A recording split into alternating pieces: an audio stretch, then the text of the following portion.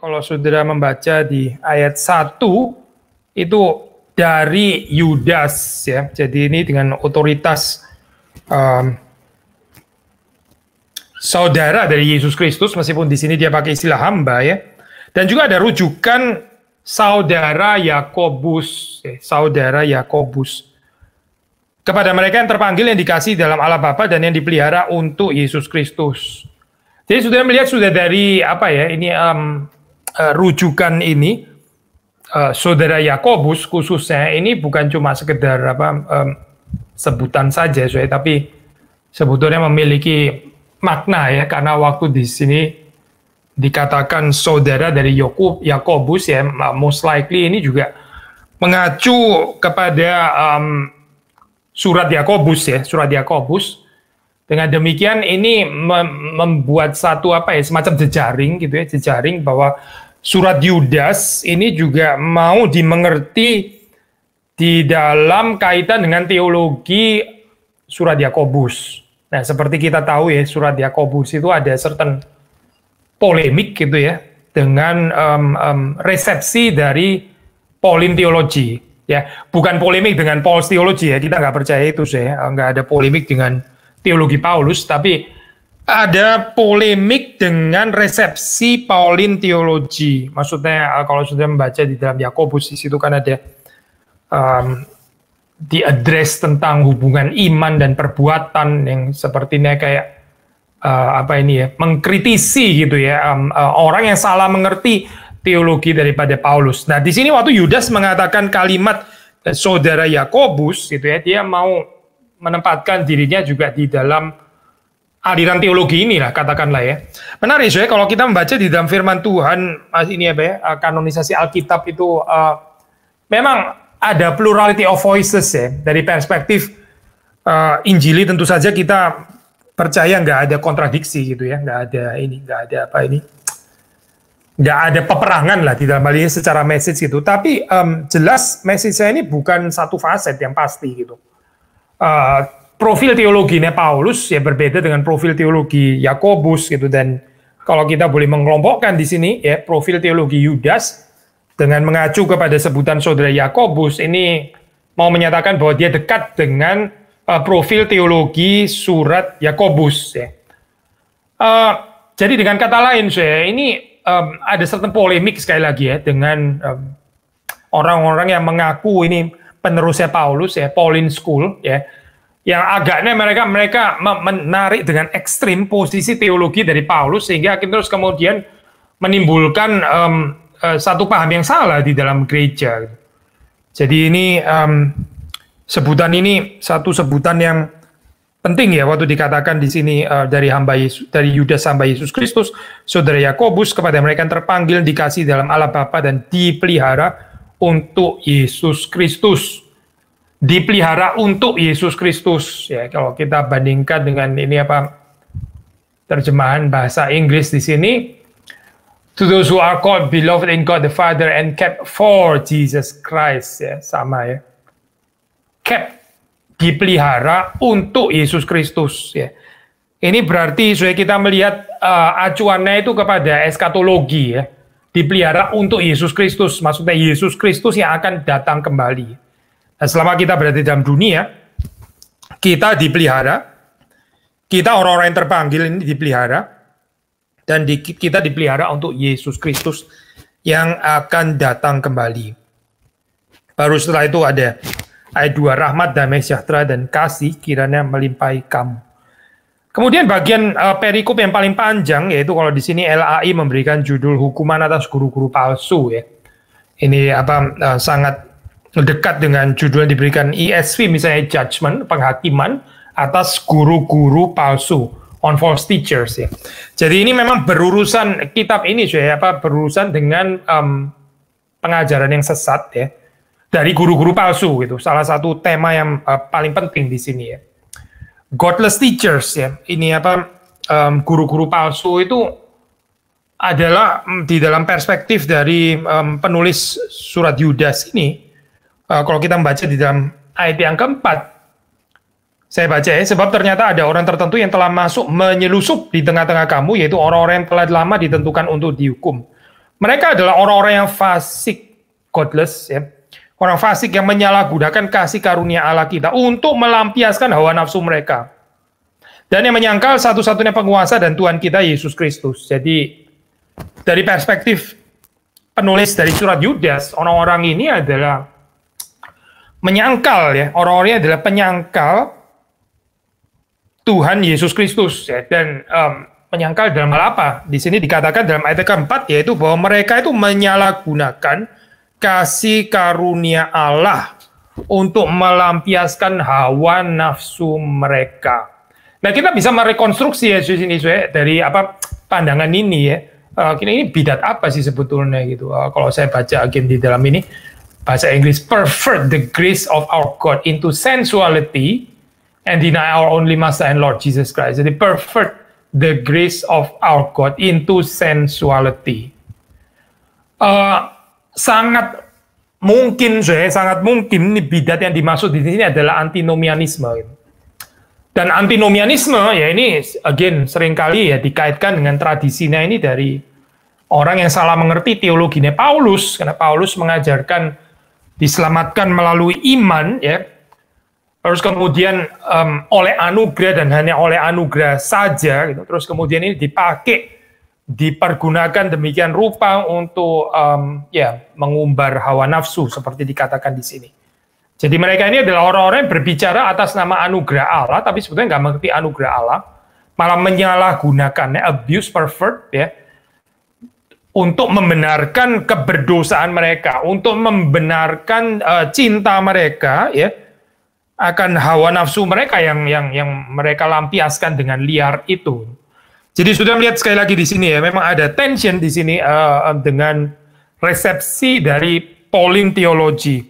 Nah, kita bersyukur saya ada surat Yudas ya. Setidaknya ini surat Yudas menolong kita untuk tidak membaca surat Paulus secara keliru gitu ya.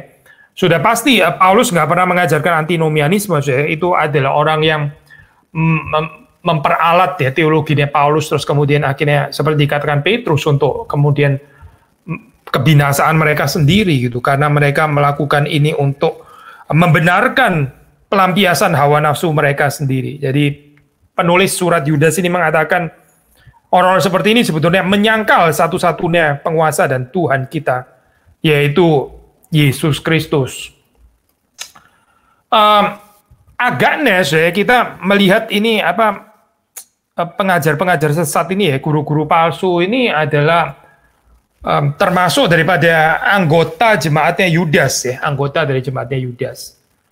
Jadi gini ya kita melihat surat-surat ini selalu ada community-nya, ada jemaatnya yang dituju gitu. Nah, seperti saudara membaca di dalam ayat yang ketiga, sebetulnya Yudas itu kepinginnya itu menulis sesuatu yang lain ya tentang keselamatan. Tetapi terus kemudian dia digerakkan oleh Roh Kudus, didorong untuk menulis hal yang lain, yaitu tentang peperangan melawan pengajar-pengajar sesat ini ya, melawan guru-guru palsu ini. Nah, guru-guru palsu ini likely again ya, despite nggak bisa 100% dipastikan gitu ya. Either ini anggota daripada jemaat, maksudnya mereka bagian daripada jemaat, atau seperti yang di dalam konteks surat Yohanes, yaitu pengkhotbah keliling gitu misalnya ya. Tapi kalau kita membaca dari beberapa ayat, tampaknya lebih ada argumentasi mengatakan bahwa ini adalah termasuk daripada jemaat lokal ini ya, yang dituju oleh Yudas. Misalnya waktu kita membaca ya ini ya, dari ayat 4 di situ dikatakan ada orang tertentu yang telah masuk menyelusup ya di tengah-tengah kamu. Ya oke, ada kata menyelusup ya, tadinya di luar tapi sekarang sudah di dalam, menyelusup di tengah-tengah kamu. Tapi mungkin yang lebih meyakinkan yaitu di dalam ayat ke-12 kalau kita membaca, mereka ini noda dalam perjamuan kasih-Mu. Mereka ini noda dalam perjamuan kasih-Mu. Jadi mereka ini ya table fellowship bersama dengan ini jemaat yang dituju oleh Yudas di sini, yang dituju oleh surat Yudas. Mereka ikut di dalam perjamuan kasih daripada jemaat ya, di mana mereka tidak malu-malu melahap dan hanya mementingkan dirinya sendiri. Saudara perhatikan di sini ya, bisa dilihat ini kerakusan ya, saya kerakusan. Kerakusan itu bukan ini ya, saya bukan nothing gitu ya. Kita jangan underestimate dosa kerakusan gitu di sini. Ini adalah sifat daripada guru-guru palsu itu ya. Mereka itu egois. Mereka pelahap ya, rakus dan hanya mementingkan diri sendiri. Jadi waktu makan ya, saya. Waktu makan mereka nggak perhatikan orang lain. Waktu makan mereka itu sibuk dengan perut mereka sendiri. Ya memang mereka nggak mengenal Tuhan. Terus kemudian penulis dari surat Yudas ini mengatakan pakai beberapa gambaran ilustrasi itu. Mereka bagaikan awan tidak berair berlalu ditiup angin, bagaikan pohon-pohon yang dalam musim gugur tidak menghasilkan buah, pohon-pohon yang terbantun dengan akar-akarnya dan yang mati sama sekali, bagaikan ombak laut yang ganas membuihkan keaiban mereka sendiri, bagaikan bintang-bintang yang baginya telah tersedia tempat di dunia kekelaman untuk selama-lamanya. Jadi sudah membaca di dalam ayat ke-12 ini ya, agaknya mereka ini ya ada di tengah-tengah jemaat ya, mengikuti perjamuan kasih ya. Jadi gereja ini memang seperti dikatakan Agustinus ya, corpus per mixtum gitu, bukan steril ya, bukan nggak ada sama sekali orang-orang yang berdosa, nggak ada sama sekali godless people seperti ini ya. Itu jauh daripada gambaran Alkitab memang kalau kita membaca. Jadi ini salah satunya, dan saudara bisa membaca juga dukungan yang lain. Misalnya ya di dalam ayat 19 dikatakan mereka adalah pemecah belah yang dikuasai oleh keinginan-keinginan dunia ini, hidup tanpa Roh Kudus. Pemecah belah berarti ada di dalam dong saya. Kalau enggak kan ya bagaimana bisa memecah belah ya dari luar gitu. Ya bisa juga sih kalau seninya tinggi sekali gitu ya. Dari jauh gitu menimbulkan perpecahan deh. Menghasut supaya terus kemudian orang benci satu dengan yang lain. Ya memang bisa, tapi mungkin pikiran yang sederhana di sini saya ini adalah orang yang ada di dalam. Jadi di sini saya penulis daripada surat Yudas ini ya, dia bergumul untuk menggambarkan identitas yang jelas dari jemaatnya itu seharusnya seperti apa. Securing identity dari jemaat Allah itu harusnya seperti apa. Maka perlu ya bisa membedakan diri dari guru-guru palsu ini. Nah, sekali lagi dari kita mengatakan guru-guru palsu ini kemungkinan mereka datang atas nama ajaran Paulus gitu ya. Seperti juga Yakobus kan juga bertentangan dengan resepsi yang salah terhadap ajaran Paulus gitu. Tadi kita sudah mengatakan salah satunya adalah antinomianisme ya. Tapi juga dari beberapa rujukan termasuk ayat yang terakhir yang kita baca di sini ya, bisa direkonstruksi juga. Ini adalah kaum spirit entusias. Nah, saudara masih ingat ya, ini Paulus sendiri di Korintus juga sebetulnya berurusan dengan orang-orang yang seperti ini ya, spirit entusias. Nah, kita nggak tahu apakah ini dari orang-orang yang di Korintus itu terus kemudian menjalar keluar dan akhirnya berusaha untuk meracuni tempat-tempat yang lain lagi gitu, kita nggak mengerti dengan pasti.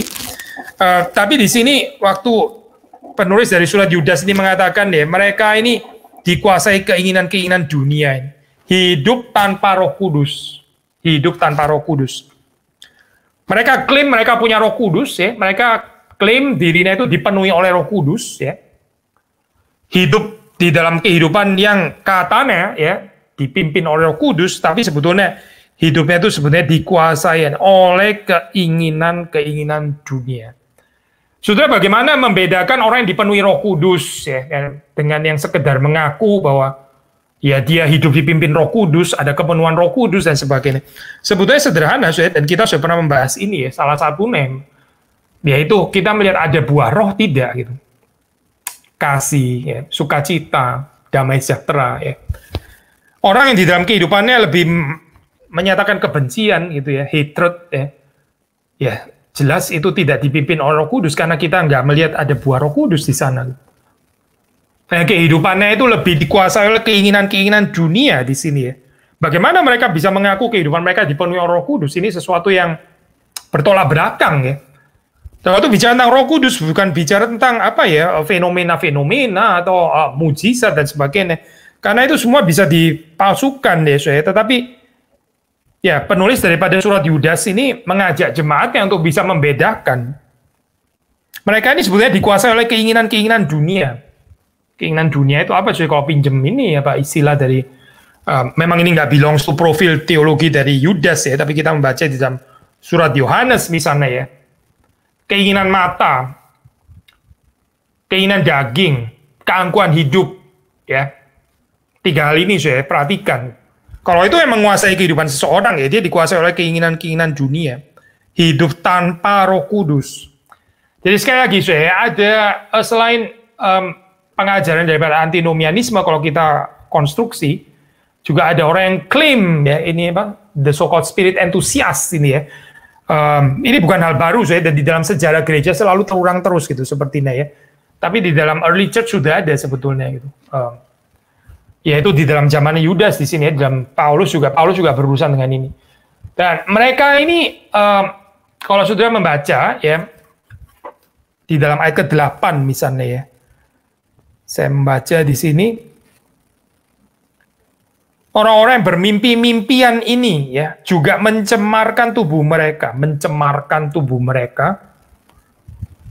menghina kekuasaan Allah serta menghujat semua yang mulia di sorga. Again, kita bisa merekonstruksi ya, ini berurusan sekali lagi dengan another pengikut Paulus yang salah. Likely sih atas nama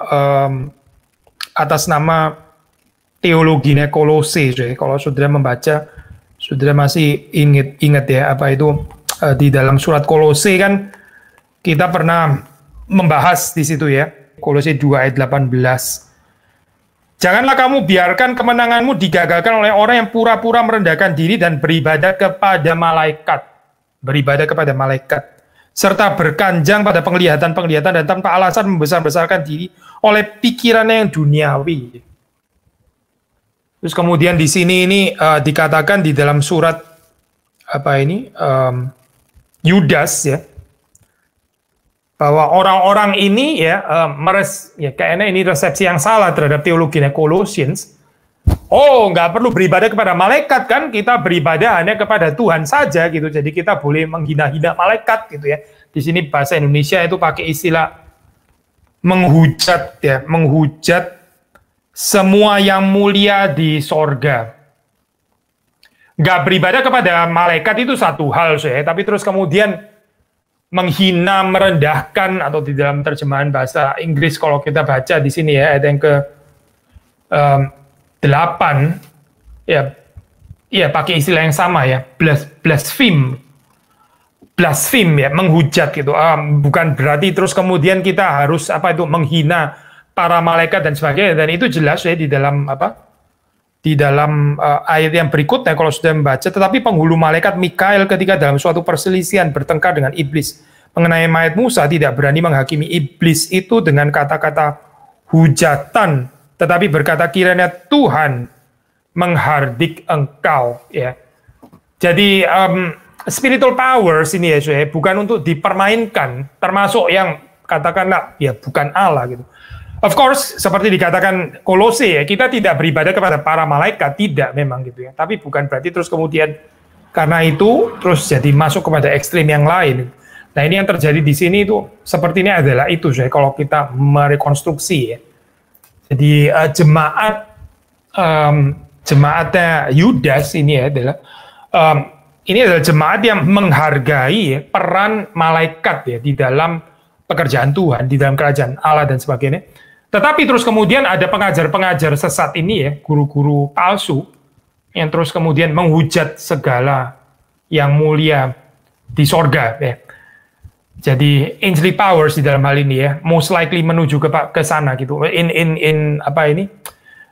Polemik dengan resepsi yang salah dari surat Kolose. Sekali lagi ya, jadi ini benturannya memang sepertinya dengan resepsi yang keliru dari Pauline teologi. Saya selalu pakai istilah resepsi yang keliru ya, supaya saudara jangan salah mengerti ini bukan benturan dengan Pauline teologi in itself ya, bukan.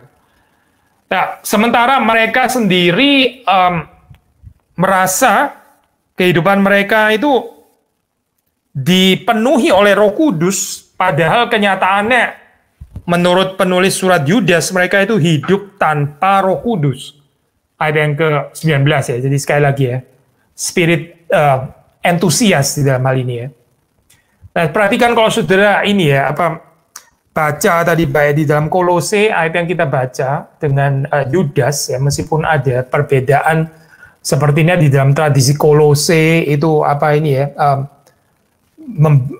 memberikan warning hati-hati supaya tidak beribadah kepada para malaikat, tapi terus kemudian sementara jemaatnya Yudas ini sebenarnya memberikan tempat ya yang tinggi untuk para malaikat. Dan di sini seperti kayak ada kontradiksi, tapi sebetulnya nggak ada kontradiksi.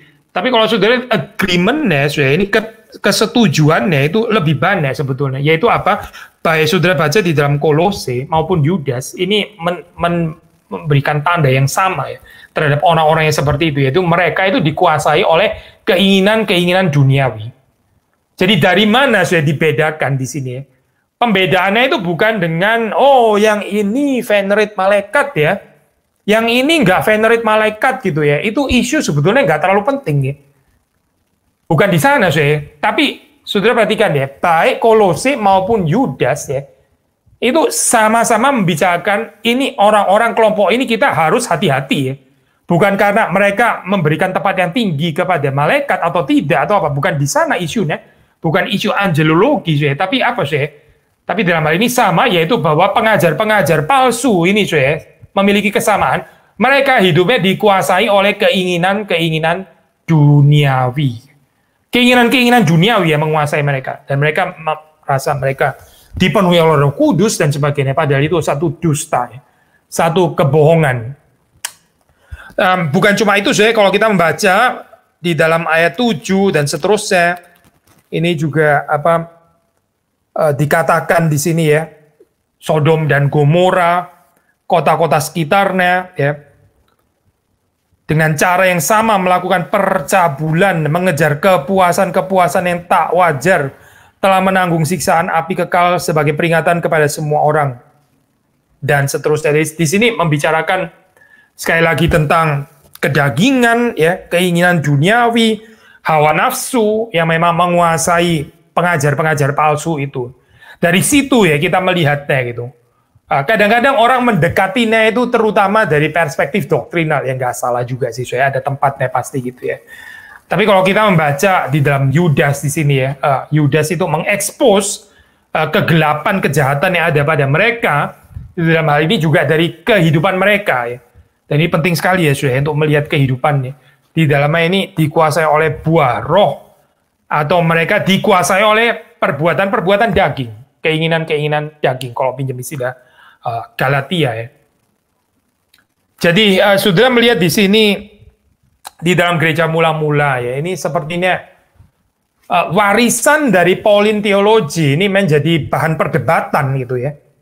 Bahan perdebatan Yakobus ya, ini berpolemik terhadap resepsi yang keliru. Nah di sini Yudas juga berpolemik.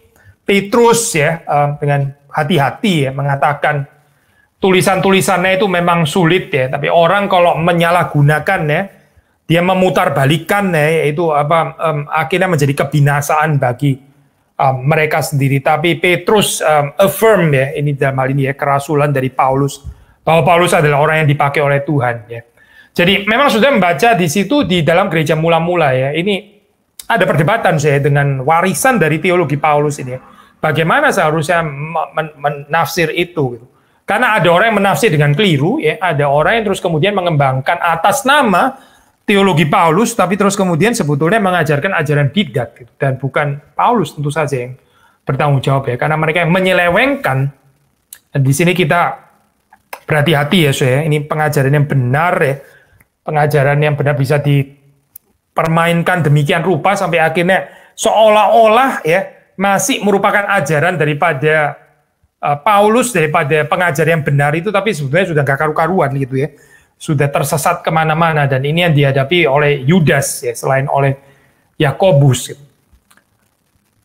Konsep tradisi ini penting ya untuk Yudas ya, konsep tradisi. Nah saudara membaca misalnya di dalam ayat 3 ya, di dalam ayat 3 Saya baca di sini ya, sementara aku bersungguh-sungguh berusaha menulis kepada kamu tentang keselamatan kita bersama, aku merasa terdorong untuk menulis ini kepada kamu dan menasihati kamu, supaya kamu tetap berjuang untuk mempertahankan iman yang telah disampaikan kepada orang-orang kudus.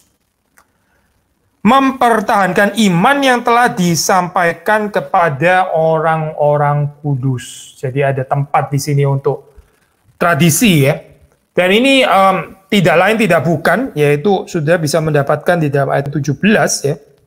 Tetapi kamu saudara-saudaraku yang kekasih, ingatlah akan apa yang dahulu telah dikatakan kepada kamu. Apa yang dahulu telah dikatakan kepada kamu oleh rasul-rasul Tuhan kita, Yesus Kristus. Apostolic teaching, saya bicara tentang apostolic teaching di sini. Kalau kita ini adalah gereja yang benar, gereja yang bukan gereja sesat ya. Kita ada kontinuitas dengan apostolic teaching. Nah, memang ada perdebatan tentang apostolic succession dan sebagainya. Pandangan Roma Katolik, pandangan Eastern Orthodox ya. Kita bukan nggak ada konsep di dalam teologi reform tentang ini ya, tentang apa kepentingan perlunya kontinuitas dengan apostolik ini ya. Bukan nggak ada tempatnya gitu. Tetapi di dalam pandangan kita, di dalam hal ini kita mengikuti surat Yudas, mengikuti firman Tuhan, ini adalah tradisi yang dipertahankan waktu kita tetap setia kepada ajaran para rasul. Kontinuitasnya itu dinilai dari apostolic teaching. Apostolic gospel, bukan gospel yang lain. Gospel sebagaimana diberitakan oleh para rasul. Pengajaran sebagaimana diberitakan oleh para rasul. Yang menolak ini, ya berarti dia bukan gereja yang benar, dia keluar daripada kontinuitas dengan ajaran para rasul ya. Sekali lagi ya, saya baca ayat ke-17. Ingatlah akan apa yang dahulu telah dikatakan kepada kamu oleh rasul-rasul Tuhan kita ya. Ini nggak bicara tentang penumpangan tangan, tidak di sini. Ini bukan bicara tentang pentabisan bishop dan sebagainya, bukan. Ini bicara tentang kontinuitas di dalam kesetiaan ajaran para rasul. Ajaran para rasul ya. Apa yang dahulu telah dikatakan kepada kamu oleh rasul-rasul Tuhan kita, Yesus Kristus. Sekali lagi ya, kalau mau bicara tentang apostolicity di sini ya, kalau mau bicara tentang kontinuitas apostolik ya, nah inilah salah satu ayatnya. Dan sekali lagi bukan bicara tentang penumpangan tangan di sini. Tapi ini bicara tentang kesetiaan terhadap ajaran para rasul. Kesetiaan terhadap apa yang dahulu telah dikatakan oleh rasul-rasul Tuhan. Ayat yang ke-20 kita baca. Akan tetapi kamu saudara-saudaraku yang kekasih, bangunlah dirimu sendiri di atas dasar imanmu yang paling suci, dan berdoalah dalam Roh Kudus. Tidak lain tidak bukan, ini ya waktu bicara di atas dasar iman yang paling suci ini ya. Tidak lain tidak bukan. Ya ini adalah pengajaran para rasul itu tadi gitu. Yang dikatakan di dalam ayat yang ke-17. Apa yang menjadi dasar gereja? Sekali lagi ya, ini adalah ya pertama pasti adalah Yesus Kristus ya. Nah, setelah itu adalah kita berbicara tentang ajaran para rasul. Seperti dikatakan di dalam ayat yang ke-20 ini ya. Bangunlah dirimu sendiri di atas dasar imanmu yang paling suci. Berdoa di dalam Roh Kudus. Nah, Roh Kudus ya di sini memang ini surat yang pendek, mungkin nggak fair juga ya, expect terlalu banyak pembahasan tentang pneumatologi gitu. Tapi saudara melihat di sini Roh Kudus di sini disebut ya di dalam kaitan dengan doa ya. Di dalam kaitan dengan doa ini penting sekali di dalam konsep daripada surat Yudas ya. Roh Kudus di dalam kaitan dengan doa. Dan doa ini terus kemudian dikaitkan dengan penantian akan Yesus Kristus. Pelihara dirimu demikian di dalam kasih Allah sambil menantikan rahmat Tuhan kita Yesus Kristus untuk hidup yang kekal. Jadi sudah melihat di sini ada theological profile yang berbeda dengan misalnya ya Gospel of John itu, Gospel of John ya, dan juga ya Paulus itu. Gospel of John misalnya itu menekankan eternal life itu kan ya. Ini sudah di sini dan sekarang, jadi bicara tentang realize eschatology. Tapi kalau Yudas ini konsep eskatologinya itu udah future eskatologi ya. Hidup yang kekal itu nanti nanti setelah Yesus datang kembali ya. Kemudian kita yang percaya, kita adalah umat pilihan ya. Kita akan diselamatkan di dalam Yesus Kristus. Jadi ini keselamatan ini bicara futuris ya di sini ya. Bicara yang akan datang, kehidupan yang kekal, ini penempatannya itu di dalam eskaton, kalau sudah membaca di dalam ayat yang ke-21. Nah, sementara kita berada di dalam dunia ini, kita masih memelihara diri kita demikian, di dalam kasih Allah, di dalam penantian itu ya, di dalam penantian akan kedatangan Tuhan Yesus Kristus. Jadi ini konsep eskatologi ya, penantian, expectation akan datangnya kembali Tuhan, yaitu Yesus Kristus. Waktu dia akan datang bersama dengan para malaikat ya, untuk menghakimi. Sudah bisa baca ini di dalam 14 dan 15. Dan ini ada kaitannya dengan surat dengan kitab 1 Henokh ya. Kitab 1 Henokh juga tentang mereka. Henokh keturunan ke-7 dari Adam telah bernubuat. Sesungguhnya Tuhan datang dengan beribu-ribu orang kudusnya. Hendak menghakimi semua orang dan menjatuhkan hukuman atas orang-orang fasik karena semua perbuatan fasik yang mereka lakukan dan karena semua kata-kata nista yang diucapkan orang-orang berdosa yang fasik itu terhadap Tuhan. Jadi pengharapannya ini di-reserve sampai kepada akhir zaman ya saya. Kalau kita membaca di dalam ayat ini.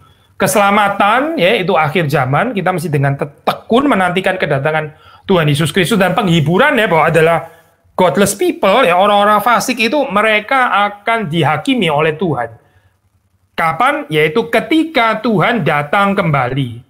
Nah, selama kita berada di dalam dunia ini, kalau pinjam istilah ini ya, sering dipakai, kita akan remain church militant ya. Kita adalah gereja yang menderita ya. Kita ini adalah gereja yang ya bahkan di dalamnya ini corpus per mixtum itu tadi ya, campuran antara orang benar dan orang fasik, ini nggak bisa dihindarkan.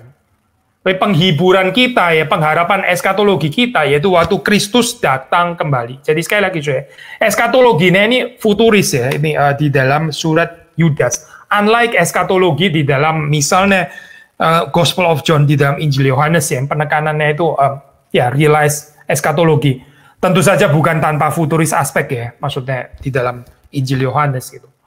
Nah, waktu Kristus datang kembali, dia akan menyatakan dirinya dan dia akan menyatakan belas kasihannya. Rahmat di sini ya, kalau saudara membaca di dalam bahasa Indonesia ya, rahmat itu belas kasihan ya, mercy. Christ and His mercy. Ini adalah pengharapan eskatologis dari orang-orang percaya ya, seperti dinyatakan di dalam ayat ke-21. Sebaliknya ya, musuh-musuhnya ya, musuh-musuh Kristus, mereka akan dihakimi, mereka akan dihukum karena perbuatan jahat mereka. Konsep ini konsep Jewish, konsep Yahudi tentang kemurnian ini penting sekali ya untuk profil profil teologi Yudas ya. Nah, kalau saudara membaca di dalam beberapa ayat misalnya ya, ini di dalam ayat yang tadi juga sudah kita baca ya, misalnya ayat ke-8 di situ kan juga mencemarkan tubuh mereka ya, mencemarkan. Jadi ini bicara tentang kemurnian ya, Jewish concept ini sebetulnya gitu ya. Jadi di dalam ayat 8 itu saudara membaca tentang kata kecemaran deh. Lalu terus kemudian di dalam ayat 12, saudara juga membaca di istilah noda ya, noda. Jadi ini kan purity concept ya sebetulnya. Mereka ini noda di dalam perjamuan kasihmu. Ya, seharusnya nggak ada noda itu berarti murni ya, pure. Lalu juga termasuk di dalam ayat yang ke-23 ya. Selamatan mereka dengan jalan merampas mereka dari api, tetapi tunjukkan belas kasihan yang disertai ketakutan kepada orang-orang lain juga, dan bencilah pakaian mereka yang dicemarkan oleh keinginan-keinginan dosa. Pakaian yang dicemarkan oleh keinginan-keinginan dosa. Jadi Sudah membaca Yudas ini penting ya untuk Yudas ini purity konsep ini penting saya. Dan ini adalah again warisan, ada certain kontinuitas dengan Jewish konsep ya sebetulnya itu. Nah tadi kita mengatakan bahwa pengharapan orang percaya itu adalah pada belas kasihan atau rahmat Tuhan ya, kepada gerejanya seperti dinyatakan di dalam ayat yang ke-21 ya. Ketika Yesus Kristus itu datang kembali ya, kita berharap kita menantikan rahmatnya, kita menantikan belas kasihannya. Nah ini yang menarik saya, belas kasihan atau rahmat ini ya.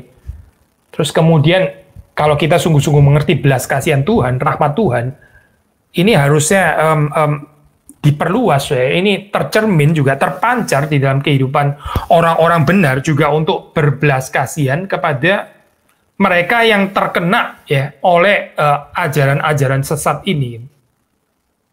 Jadi saudara perhatikan ya ayat yang tadi kita baca ya. Ini 22 lah sebelumnya ya.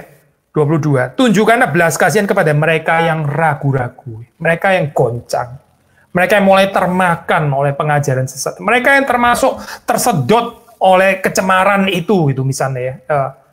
Tunjukkan belas kasihan kepada mereka ya. Jadi kepada mereka yang mau bertobat, kepada mereka yang rendah hati untuk dikoreksi, kita mesti menunjukkan belas kasihan ya.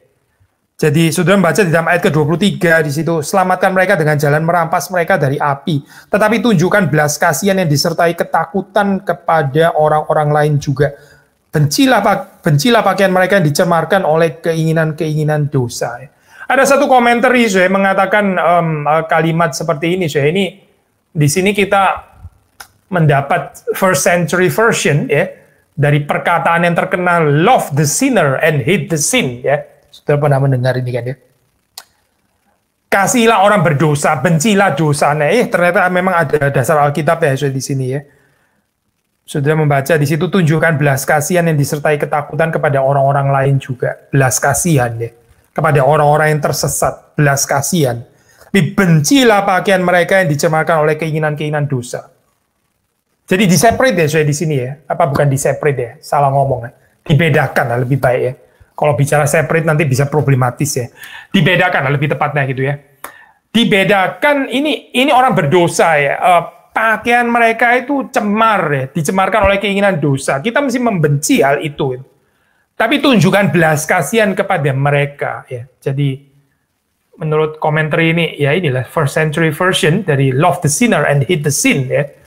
Dan fokusnya ini adalah rescue gitu. Fokusnya ini adalah kita mesti menyelamatkan mereka, kita mesti menarik mereka keluar daripada kecemaran kesesatan ini. Saya masih melanjutkan ini perkataan daripada ini ya, Pak komentator ini. Dia mengatakan jadi di sini main poinnya itu bukan untuk menendang mereka keluar gitu ya, dan tendanglah, usirlah mereka keluar supaya kamu menjadi kelompok yang murni gitu ya, kelompok yang pure. Bukan saya, tetapi anjurannya adalah rescue as many as you can. Selamatkanlah ya, selamatkanlah sebanyak mungkin yang kamu bisa selamatkan.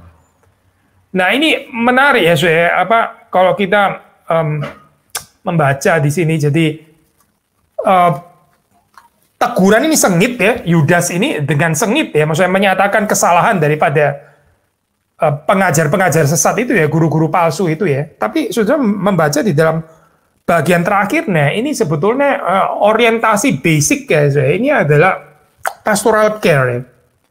Pertama ya pasti pastoral care untuk jemaat yang yang tidak tercemar gitu, supaya mereka bisa membedakan gitu ya. Tapi Yudas sendiri mengencourage mereka ya, mendorong mereka untuk juga memiliki belas kasihan kepada orang-orang yang tersesat ini.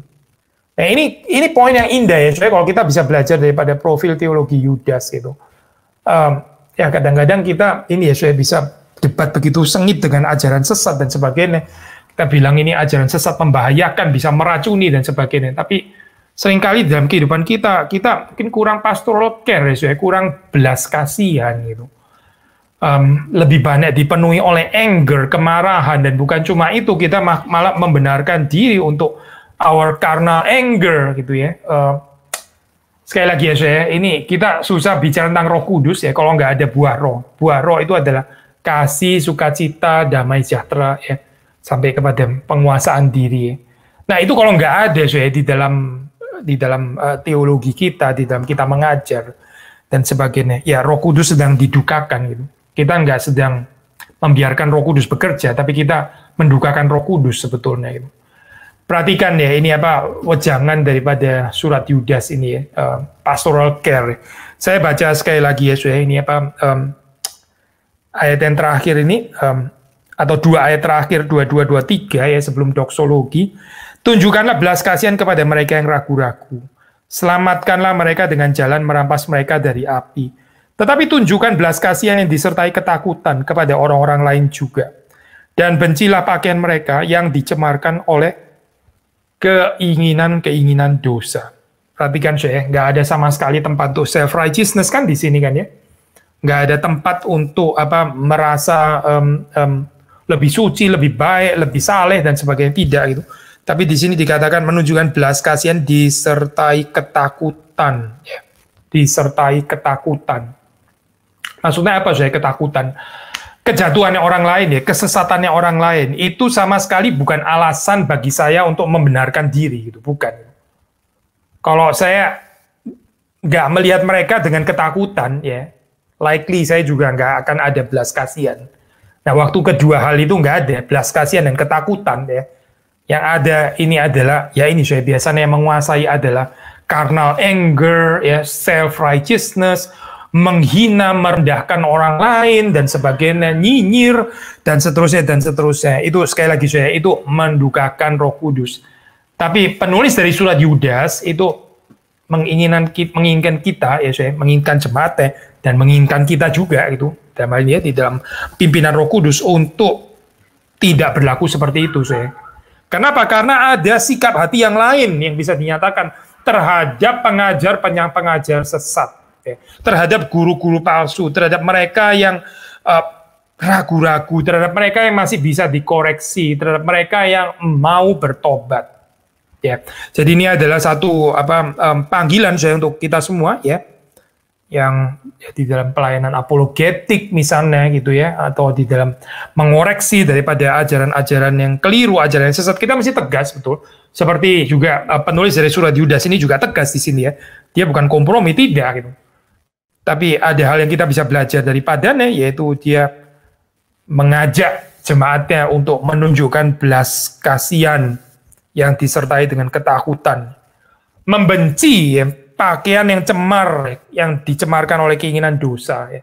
Tapi kita diundang untuk mengasihi orang yang berdosa. Terakhir kalau kita membaca ini, ditutup dengan doksologi, ya, salah satu doksologi yang paling indah itu di dalam perjanjian baru. Bagi dia yang berkuasa menjaga supaya jangan kamu tersandung, dan yang membawa kamu dengan tak bernoda dan penuh kegembiraan di hadapan kemuliaannya, Allah yang Esa, Juru Selamat kita oleh Yesus Kristus Tuhan kita. Bagi dia adalah kemuliaan, kebesaran, kekuatan, dan kuasa sebelum segala abad, dan sekarang dan sampai selama-lamanya. Amin. Masih ada juga yang kita bisa pelajari daripada doksologi ini, saya. Ini konsisten dengan apa yang tadi sudah dikatakan ya. Pengharapan eskatologi daripada orang-orang percaya itu adalah rahmat Kristus. Maka di sini sudah doksologinya juga membicarakan tentang rahmat atau belas kasihan Kristus ya. Belas kasihan di dalam Kristus. Bagi dia yang berkuasa menjaga supaya jangan kamu tersandung. Kita nggak tersandung, ya. Kita akhirnya tidak bernoda, nggak cemar, ya. Again, ini purity concept ini penting sekali untuk penulis surat Yudas. Kita menjadi tidak tersandung dan tidak bernoda ya pada akhirnya itu karena belas kasihan Tuhan yang menjaga kita. Dia yang berkuasa menjaga. Di satu sisi ya kita mesti menjaga, memelihara diri kita. Ayat yang ke-21 tadi dikatakan kan ya, peliharalah dirimu demikian dalam kasih Allah, sambil menantikan rahmat Tuhan kita Yesus Kristus untuk hidup yang kekal. Di dalam 24 dikatakan bagi dia yang berkuasa menjaga supaya jangan kamu tersandung. Ya, saudara melihat keindahan ini ya. Dari sisi kita mesti memelihara diri kita. Ya. Dari sisi Tuhan, dia yang menjaga. Jangan kita tersandung. Kiranya Tuhan memberkati saudara-saudara sekalian, dan ini doksologi yang boleh menjadi penghiburan ya. Selama berada di dalam dunia kita berhadapan dengan berbagai macam kesesatan seperti ini ya. Tapi Tuhan itu berkuasa untuk menjaga saudara dan saya yang percaya ya. Waktu kita senantiasa taat, percaya, ya bertekun ya, karena Tuhan itu juga bertekun.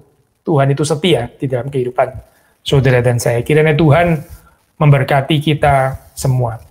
Tuhan, kami bersyukur untuk kitab suci yang Tuhan beri kepada kami, dan kami berdoa supaya apa yang kami dengar, kami renungkan ini, Tuhan hidupkan di dalam diri kami, dan boleh berakar ke bawah, bertumbuh ke atas, berbuah, dan boleh dinikmati oleh Tuhan sendiri. Terima kasih Tuhan, demi Yesus Kristus kami bersyukur. Amin.